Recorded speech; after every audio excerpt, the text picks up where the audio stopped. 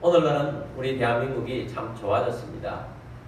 중증장애인 중심이지만 장애인들은 나라에서 어느 정도 책임을 지려고 하는 그런 시스템으로 나아가고 있습니다. 그러나 불과 20-30년 전만 해도 장애인이 있으면 가정에서 그 무거운 짐을 다 짊어지고 가는 때가 있었습니다.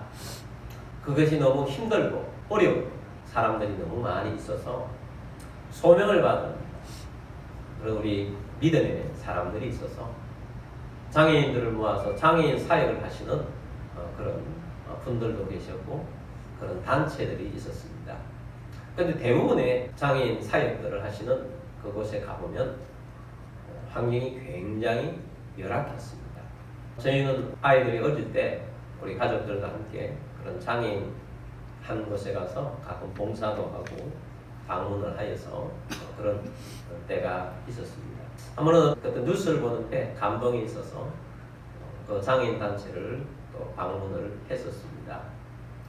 가보니까 진짜 중증 장애인들이고 시설이 너무 열악한데 그 중에 한 어린아이가 있는 겁니다.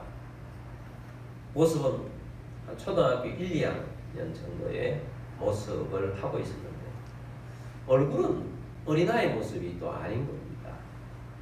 그 아이에 대해서 들었습니다. 실제 나이는 20살이 넘었다는 겁니다.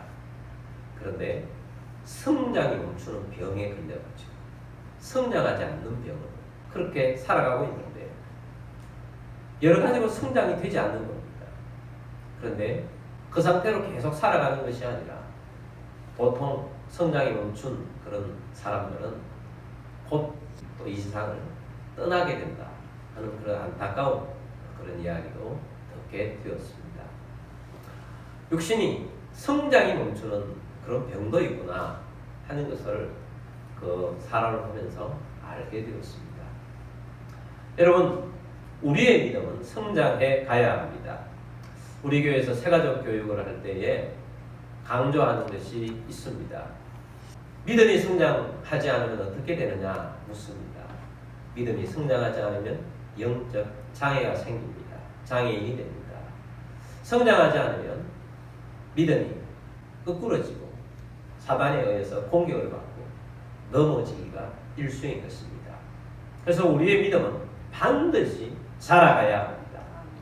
오늘 읽었던 베드로서 3장 18절 말씀은 베드로 사도의 우리에게 던져주는 마지막 메시지라고 할 수 있어요.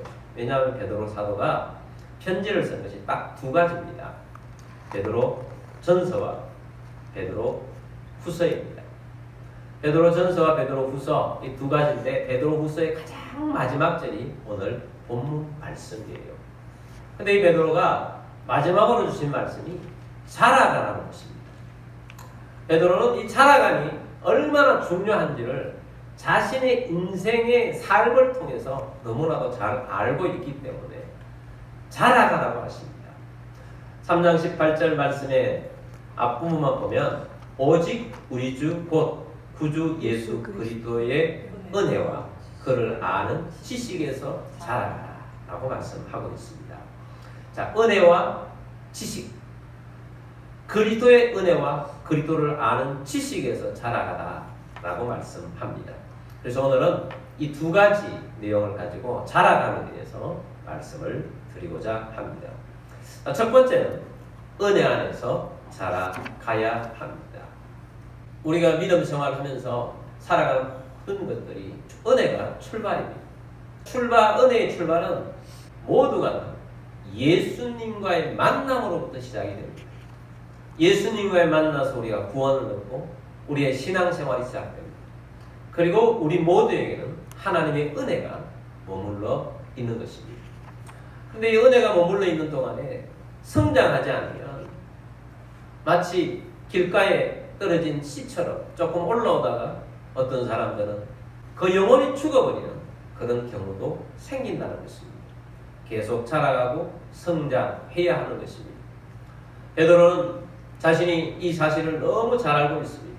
그래서 모든 수신자들이 이 편지를 베드로의 편지를 읽는 자들이 다 자라가기를 원했던 것입니다. 오늘 우리들도 믿음이 자라가게 되길 바랍니다. 여러분들은 원래 어떻습니까? 원래 믿음이 자라갔습니까? 아니면 믿음이 처음이나 지금이나 동일합니까? 아니면 마이너스 성장을 하고 있는 분이 있습니까? 그렇다면 오늘부터라도 분발하셔서 믿음이 자라가시는 여러분들이 되기를 바랍니다. 자, 베드로가 하나님의 은혜 속에서 자라간다고 했을 때 우리 베드로의 인생을 오늘 말씀을 통해서 배워가게 되기를 바랍니다. 베드로가 하나님의 은혜를 입은 것은 예수님을 만나면서부터 은혜를 입었어요. 근데 베드로가 어떻게 해서 예수님을 만나게 되었느냐? 베드로가 예수님을 만나게 된 것은 그의 형제 안드레로 인해서 예수님을 만나게 됩니다. 안드레는 베드로보다 좀 영적으로 좀 민감한 사람이었던 것 같습니다. 안드레는 어부였지만 세례 요한의 제자로서 살았습니다. 어쩌면 이렇게 살았을지도 모릅니다. 밤에 고기를 잡아요. 그리고 아침에 좀 눈 좀 붙이고 난 다음에 안드레는 세례 요한이 사역하는 요단강에 가서 세례 요한의 제자로서 그 오후의 시간들을 충실하게 삶을 살고 또 밤에 와서 고기를 잡고 아마 안드레의 삶은 그랬지 않을까 그렇게 예상이 됩니다. 어느 날이었습니다. 세례 요한이 세례를 주고 있는데 예수님이 세례 요한이 있는 그곳으로 걸어오시는 것입니다. 근데 갑자기 세례 요한이 선포를 합니다. 보라, 세상 죄를 지고 가는 하나님의 어린 양이로다 하면서 예수님이 오심을 하나님의 어린 양 메시아의 모습이라는 것을 그들에게 선언을 하셨습니다. 그리고 오신 예수님께서 세례 요한에게 세례를 받고자 하자 세례 요한이 나는 당신의 신발끈도 하나 메고 풀 자격도 없는 사람입니다 라고 하면서 거절하자 예수님께서 세례를 나에게 해주어야 하나님 나라의 유익이 된다 라고 하시면서 세례를 베풀라고 하십니다. 세례 요한은 하나님의 아들 예수 그리스도에게 순종하면서 세례를 베풀었어요. 세례를 베푸는 순간 그 자리는 하나님의 임재가 가득한 공간이 되었어요. 성령이 비둘기처럼 예수님께 내려왔습니다. 그리고 하늘에서 음성이 들렸어요. 하나님 아버지의 음성이 들렸어요. 이는 내 사랑하는 아들이요 내 기뻐하는 자라 하는 하늘의 음성이 그 모든 현장 속에 있는 사람들이 다 듣게 된 것입니다. 세례를 마치자 예수님께서 걸어가시는데 그 속에서 가장 감동을 받은 사람은 안드레였습니다. 안드레는 예수님이 가시는 그 뒤를 따라서 계속 가게 됩니다.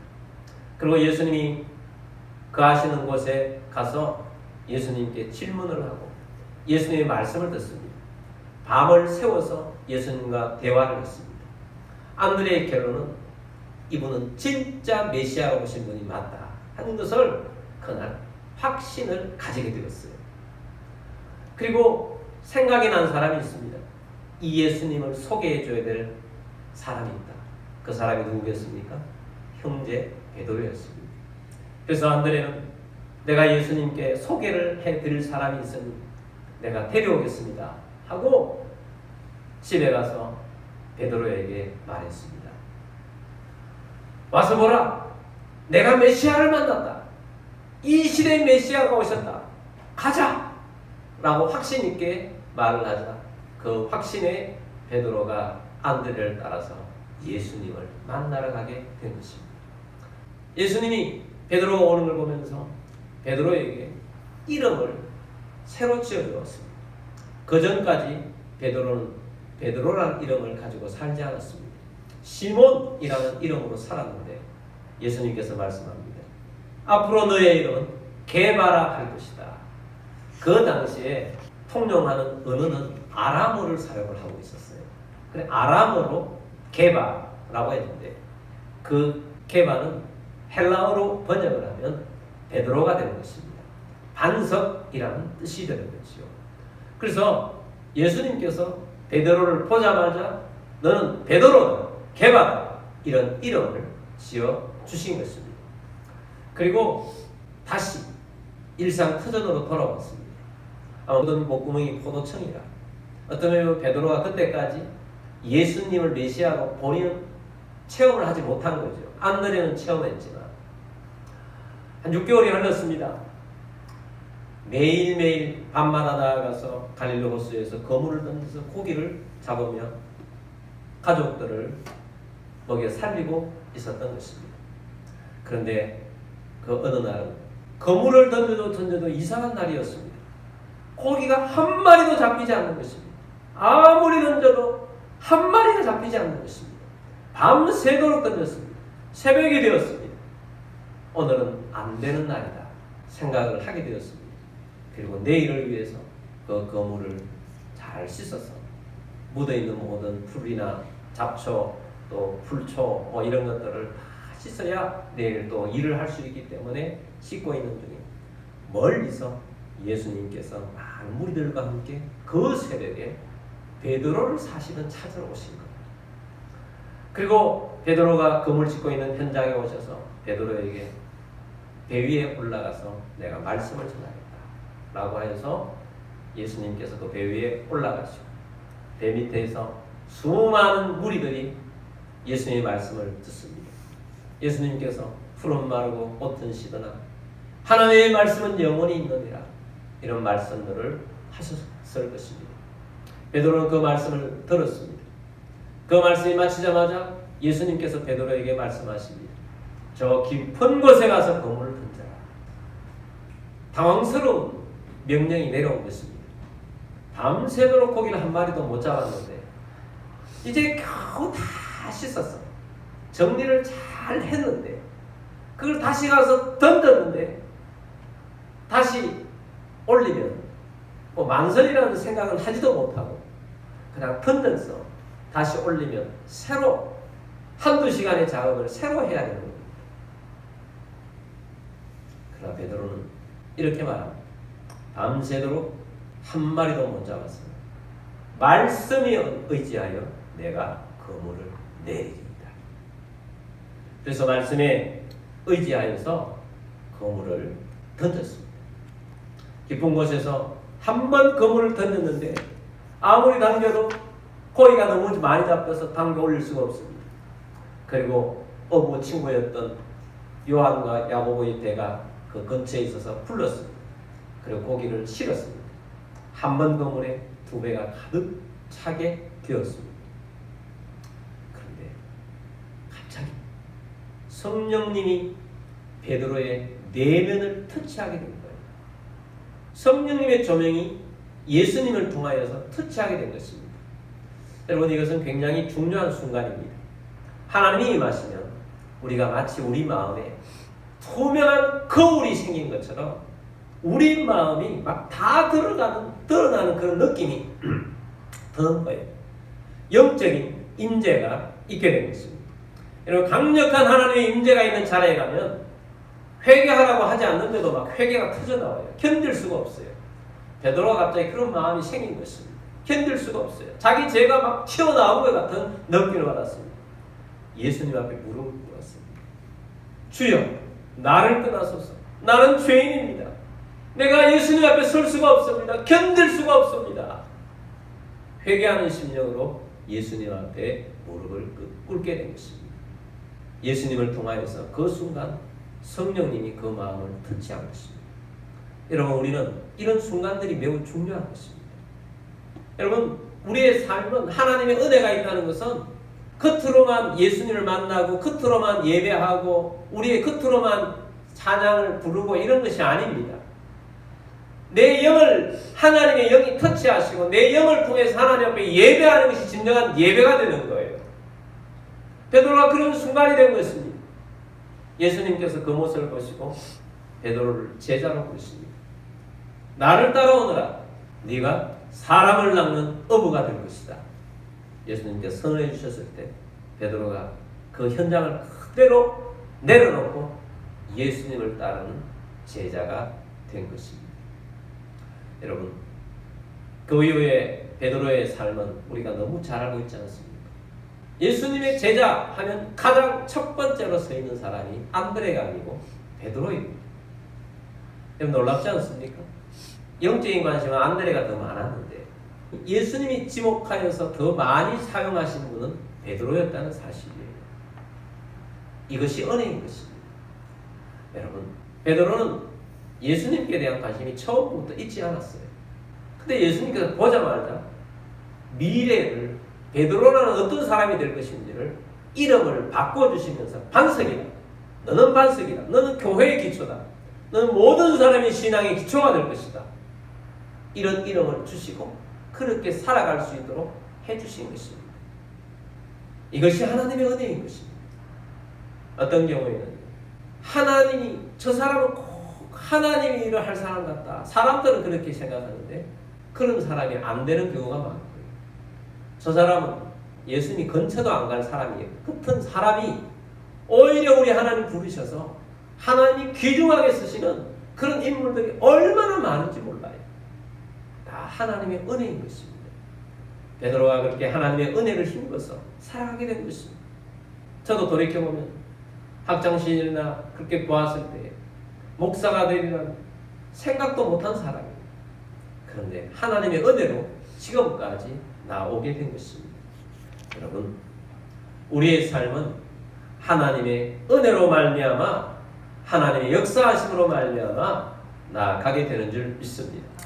여러분, 하나님의 은혜 안에서 있으면 그 은혜로 인해서 우리는 영적으로 성장하게 되는 것이고, 이 영적인 것은 우리의 영적인 터치를 통해서 계속 또 경험을 통해서 자라가게 하신다는 거예요.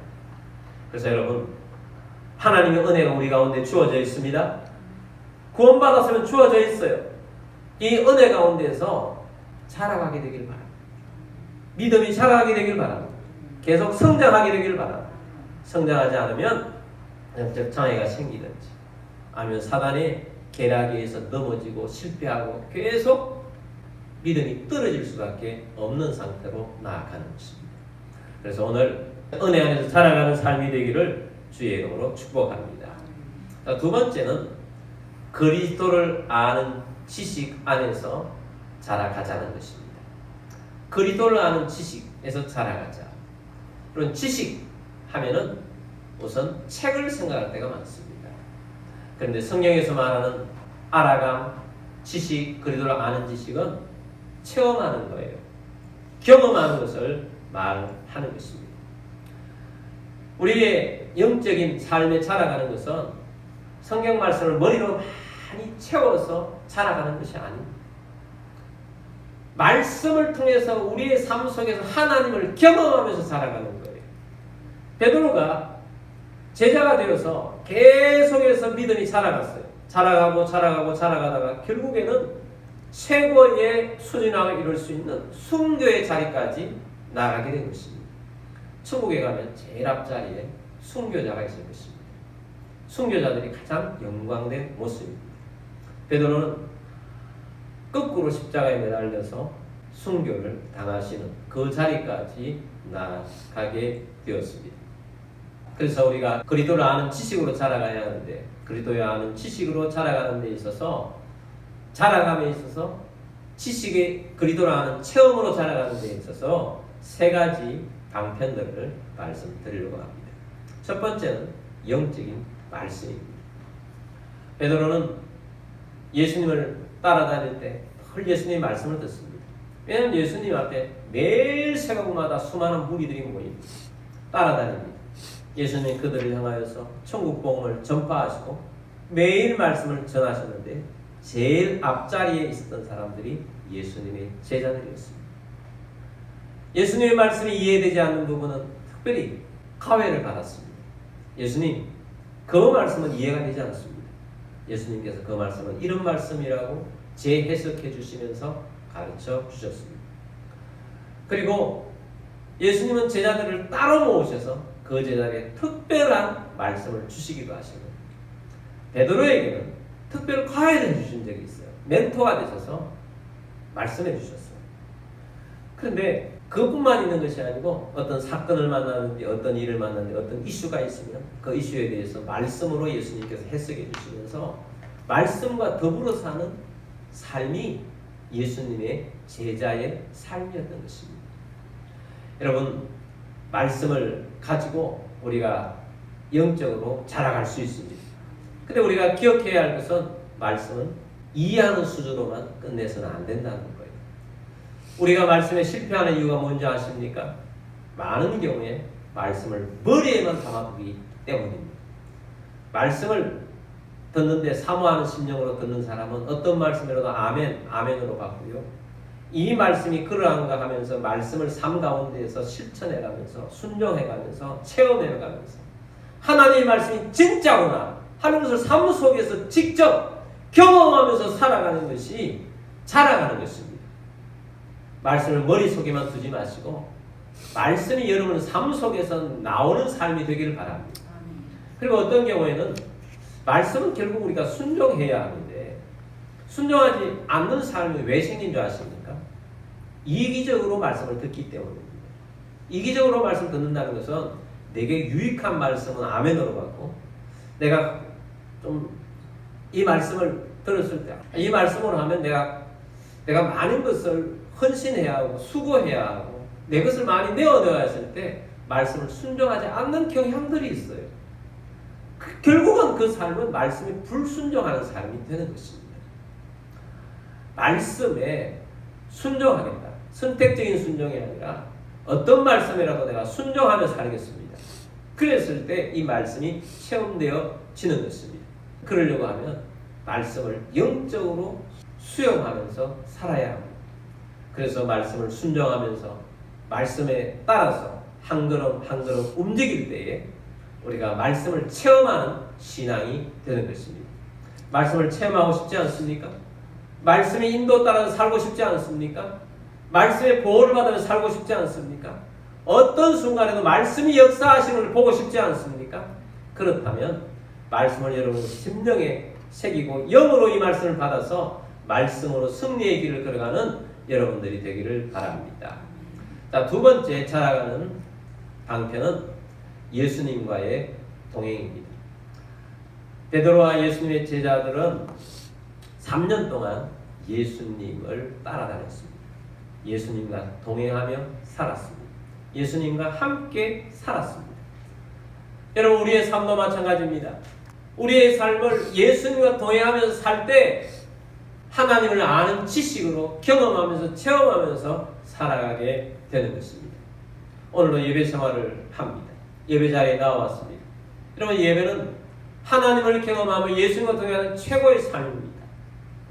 예배를 사모하며 예배 속에서 예수님과 동행하는 삶을 꾸준하게 계속 지속적으로 해갈 수 있게 되기를 바랍니다.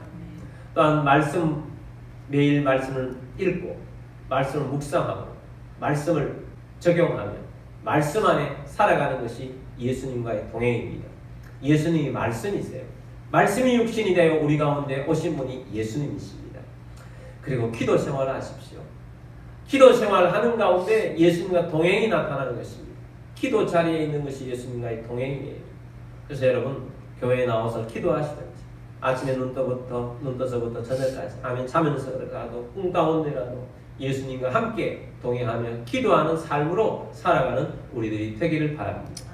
그리고 매 순간순간마다 어려울 때마다 예수님이라면 어떻게 하셨습니까? 예수님 내게 도움이 되어 주십시오 하고 예수님에게 질문도 하고 예수님이 마치 내 곁에 계신 것처럼 그렇게 삶 속에서 사시길 바랍니다. 예수님과 동행하며 사는 것이 예수님을 경험하고 하나님을 아는 지식으로 경험하며 살아가게 되는 삶이다 하는 것입니다. 세 번째 방편입니다. 세 번째는 성령 충만한 삶입니다. 영적 전쟁에 승리하기 위해서 용사가 되기 위해서는 반드시 이 성령 충만함까지 나아가야 합니다. 베드로는요 말씀을 듣고 살았고 예수님과 동행하고 살았지만 결정적인 순간에 실패했어요. 예수님을 부인했어요. 예수님이 경고까지 주셨어요. 다 울기 전에 세 번 나를 부인하리라. 이런 말씀까지 들었음에도 불구하고 예수님을 부인하고 그것도 세 번씩이나 부인하고 그것도 저주하며 맹세까지 하면서 예수님을 부인했습니다. 말씀으로 살고 예수님과 동행해도 살면서도 많은 실패를 경험합니다. 그렇다고 해서 구원이 떠나가는 건 아니에요. 실패를 한 것입니다. 실수를 한 것입니다. 믿음에서 잠깐 떨어진 것입니다. 아직까지 영적인 성숙도가 자라감이 많이 부족하다는 것입니다. 사단은 그런 우리를 영적 수준이 어린아이 수준이면 사단은 쉽게 우리를 넘어뜨려서 무너뜨립니다. 그렇지 않도록 하기 위해서 우리는 자라가야 하는 것입니다. 더 자라가야 하는 것입니다.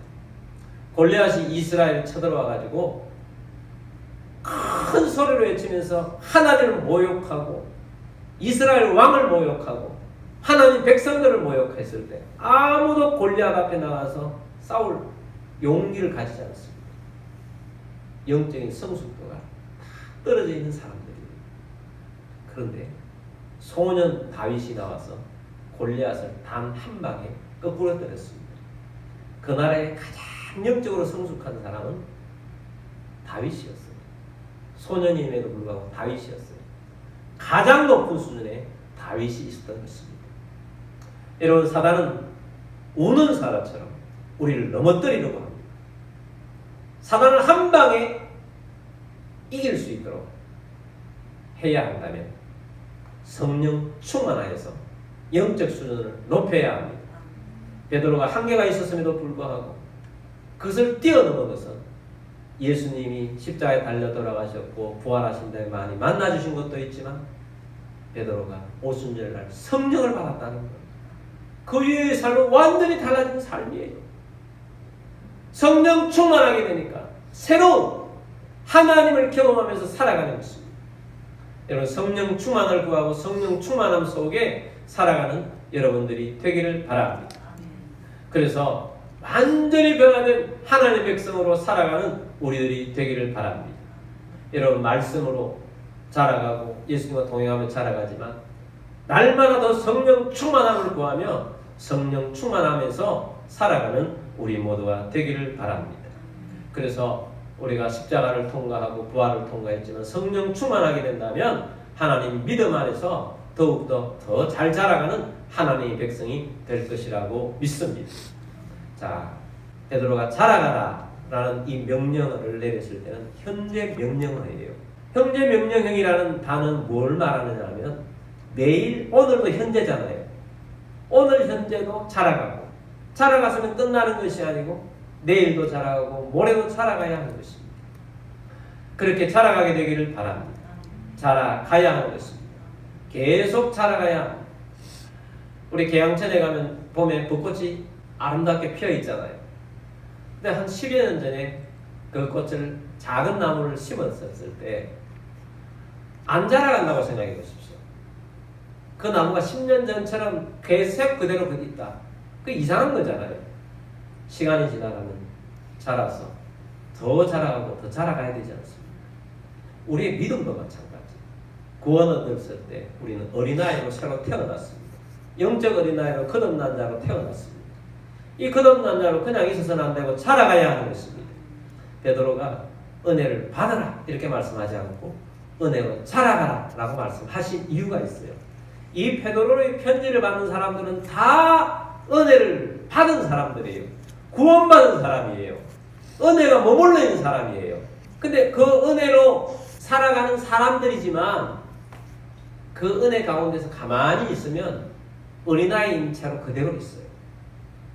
자라가는 사람들은 그 은혜를 계속 사모하고 그 은혜의 말씀을 붙잡고 예수님과 계속 동행하고 성령 충만을 사모하는 사람들이 자라가는 것입니다. 그래서 여러분, 은혜 안에서 자라가게 되길 바랍니다. 성령 충만함으로 자라가게 되길 바랍니다. 예수님을 아는 지식에서 계속해서 자라가는 우리 모두가 되기를 바랍니다. 오직 우리 주 곧 구주 예수 그리스도의 은혜와 그를 아는 지식에서 자라가라. 은혜로 자라갑시다. 그리스도를 아는 지식으로 자라갑시다. 그래서 오늘부터 자라감을 목표로 해서 우리를 둘러싸고 있는 것은 하나님의 은혜인 것입니다. 그래서 우리 이전보다 더 예수님을 더 깊이 알아가면서 영적으로 자라가는 우리들이 되기를 바랍니다. 더 자주 말씀 안으로 들어가시길 바랍니다. 더 자주 기도 자리에 들어가게 되기를 바랍니다.